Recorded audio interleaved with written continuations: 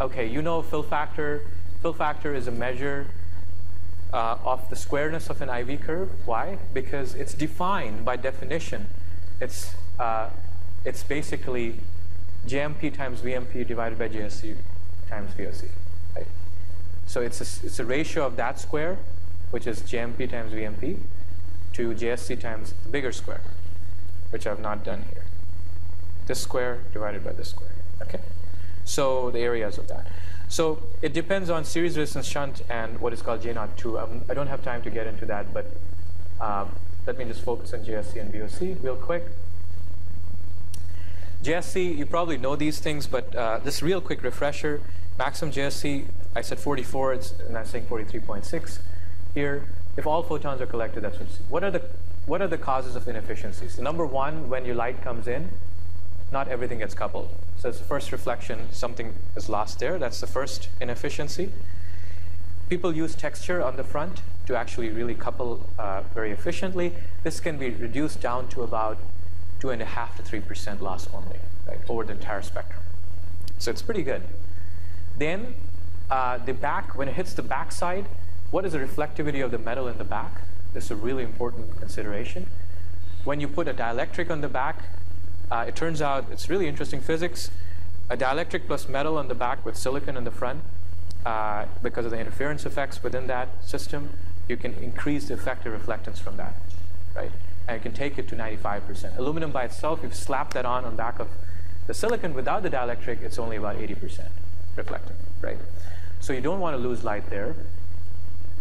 That's the second inefficiency. And third is when it comes back up, how much of it escapes, which is called the light trapping aspect. Right? So you can see optically, those are the three losses that are present in a solar cell. Once you have generated electron and hole pairs with those photons, what is the probability that you're going to get them to contact? Depends on all sorts of recombinations in the cells, which are the electrical losses, bulk recombination, surface recombination, front surface, back surface, etc. They are captured by the metric called IQE.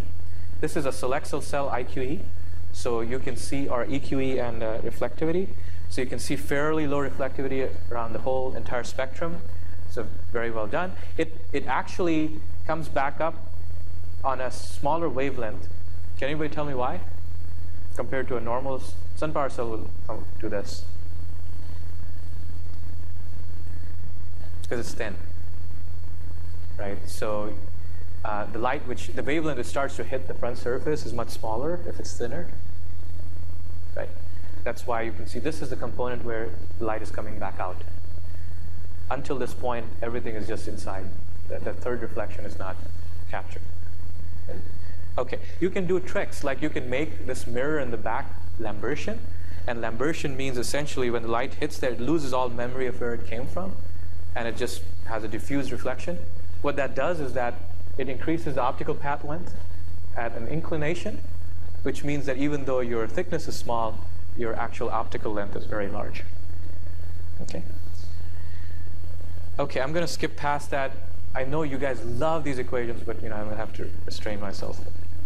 But the key thing I want to show in here is that open circuit voltage is a very complex beast, right? And it goes way beyond the 216 level that we see. I thought, when I joined the solar company, it's just how complex it can be. It's just a p-n junction, right? And it turns out it can be fairly complex.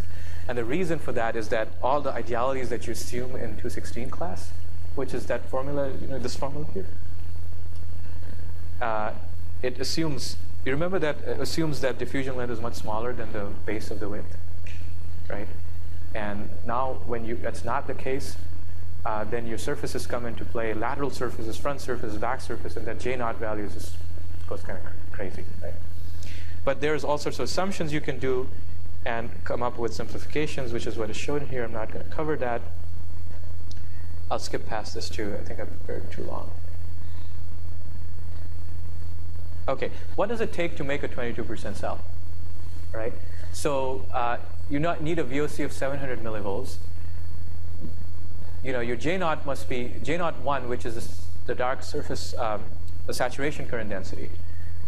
requires to be 80 femtoamps per centimeter squared. It's the measure of the surface recombination, or recombinations in the cell, surface, bulk, etc. Right?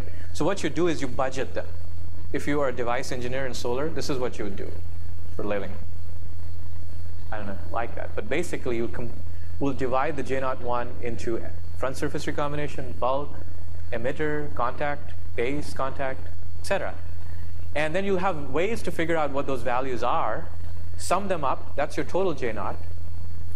And then there's another rule of thumb, which I forgot to mention. I can't skip over rule of thumbs. This is really, really nice. Okay, here it is. If you have 40 milliamps per centimeter squared current, right, in a high efficiency cell, that's normal in that range. If you were to get 40 femtoamps per centimeter squared J0, or the saturation current density, reverse leakage, also known as reverse leakage, then your VOC is 720 millivolts. What does 40 femtoamps per centimeter squared mean? It's a really, really low number, right? I mean, you guys might have worked with germanium and all that. This runs in nanoamps per centimeter squared in germanium and all those devices, the leakage current. This is in femtoamps, right? So now the rule of thumb is that for every doubling of that J0 number, you lose about 18 millivolts from VOC, right? So if you are 160 or 320, that's 3 times double. That means 54 millivolts from 720. Really quick way of saying that you can get 666 millivolts of VOC, if that was the case, right? So that's what is shown in here. You create the budget, you add up all the J0s, 320 femtoamps per centimeter, use the rule of thumb, and say 665 millivolts is VOC. Now, if you want to improve it, you're going to have to go and improve every aspect of that J0. And there are different knobs, bulk lifetime, surface recombinant, different passivations, aluminum oxide, all this jargon plays into this. And you get this new set of numbers. You get the total J0 to be 100. You use your rule of thumb. 40 was 720. Doubling it to 80 would mean 702. So 100 is about 700 millivolts, right? So this is what it would take to increase the VOC from 665 to 700. And that's tantamount to roughly about 5% relative efficiency, which is 1% efficiency, right? Absolute. So if you were to go from 20 to 21%, this is what it would take. And there's a lot of detail under it. Okay, which I can skip. This, actually, if you were to stare at one slide for device physics, I'd stare at this chart. This is a really, really great chart. It was presented by Fraunhofer. He's a researcher. His name is Stephen Gluntz. In last year's PVSec. And you can see here, what it is actually it's the loss mechanisms, right? And different architectures. So I have a tendency to get attracted to the board for some reason. But here, okay, here's the architectures we talked about. The aluminum BSF, P-type silicon all the way here, N-type silicon, then IBC cells in the progression of increasing efficiency. You can see, for example, when you went from, let's say, that's here, this is an important one. When you went from front contact cell to back contact cell, what is the improvement that you expect? You put the metal in the back, so you expect optically there would be more coupling. So you can see that loss, which is the orange loss. Orange loss is optical coupling. It reduces dramatically, right? From a theoretical maximum of 43.6, the loss is only this much. And these are other components of the losses. So for example, when you went to a pearl cell, you expect the rear recombination to reduce, right? So when you went from here to here, you see the green component reduced here. And that's what drove, the shaded part is the actual JSC, right? So that's increasing with this architecture. So it's a really, if you stare at this, you'll learn a lot about solar cells and how to make them, right? The different loss components, the architectures, the efficiencies that they're able to explain, and what are the different trade-offs essentially between different device architectures. So I hope that gives you a sense of that it's not a simple p-n junction, right? Okay, and then I lied. It's not a single diode. It's a double diode, so there's all sorts of other ramifications for that, which I don't have time to go into. I'll skip past this standard process and go to Solexel technology for next -3 minutes. Okay, so so I talked about essentially the innovation in cost, efficiency, and energy yield from LCOE point of view. Skip past that. Okay. this is the cost components for wafer, cell, and module, right? The feedstock, which is the polysilicon, silver paste. You can see the fraction of the cost that each one of these components contribute to. Solexel's technology attacks the first 5 components of cost. How? Feedstock. We're doing 8x thinner silicon. We're doing 40 micron silicon, right? Instead of 160. That's funny math. How is it 8x?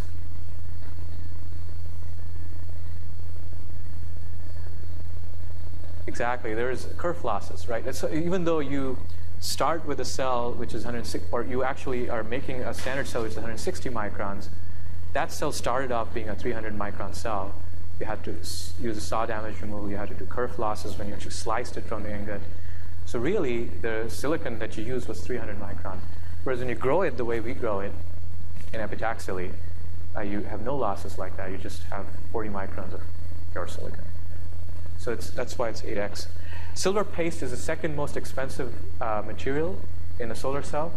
We have eliminated that. We've gone to aluminum directly. There is a roadmap like ITRS is for semiconductor. There's a roadmap like that for solar. It's just coming up on board.